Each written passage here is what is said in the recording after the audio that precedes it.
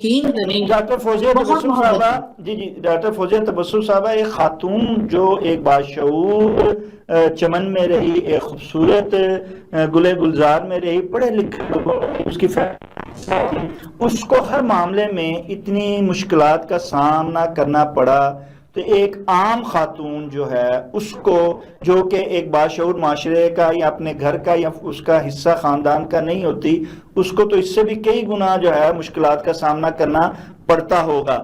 اچھا، یہ عالمی دن ہم خواتین کی جانب آتے ہوئے عالمی دن ہم مناتے ہیں، ہر سال مناتے ہیں، دیکھا دیکھی مناتے ہیں، دنیا کو دیکھ کے بتانے کے لیے مناتے ہیں، لیکن وہاں اعلانات بھی بہت ہوتے ہیں جس کا میں نے انٹرو میں ذکر بھی کیا، لیکن ان پہ عمل درآمد جو ہے وہ ہوتا ہوا کہیں دکھائی نہیں دیتا۔ عورتوں، خواتین کی لیے سہولت کا جو ہے حصہ بنتا ہوا دکھائی نہیں دیتا، عملی اقدامات ہوتے ہوئے دکھائی۔ یہ کیا واقعی عالمی دن منا کے خواتین کا، ہم کیا خواتین کا حق ادا کر دیتے ہیں اس مردوں کے معاشرے میں؟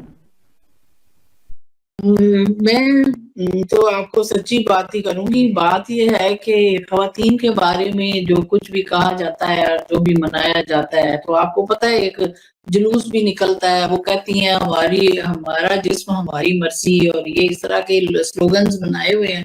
تو مجھے تو سلوگنز نہیں پسند، ان کا جو سلوگن جو ہے وہ اس کا کچھ اور ہونا چاہیے۔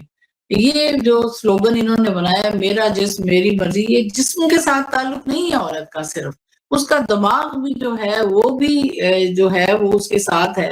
اور اس کی اور بھی جو خواہشات ہیں زندگی کی وہ بھی اس کے ساتھ ہیں۔ تو اسی پہ کیوں زیادہ کیا گیا، اس پہ اتنا ایمفسائز کیا گیا ہے کہ یہ بات ہونی چاہیے۔ تو میں سمجھتی ہوں کہ خواتین کا استحصال تو ہر جگہ ہو رہا ہے،